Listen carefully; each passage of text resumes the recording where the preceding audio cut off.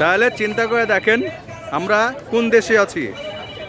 আমরা ইবলিসকে যেভাবে পাথর মারা হয় সেভাবে এখানে একইভাবে, হ্যাঁ দেখেন পাগলের মতন স্যান্ডেল দিয়ে মারছে, হ্যাঁ পাগলের মতন স্যান্ডেল দিয়ে মারছে এবং দেখেন ঢেল মারছে।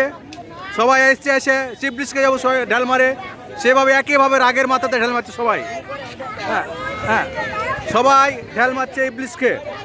এই ইবলিস শয়তান দেশে একটা শয়তানের তৈরি হয়ে গেছে।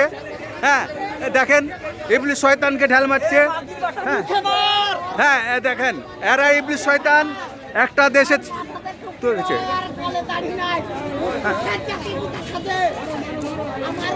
মারেন মারেন ঢেল মারেন, তাও ইবলিসকে মারে শান্তনু ডালেন।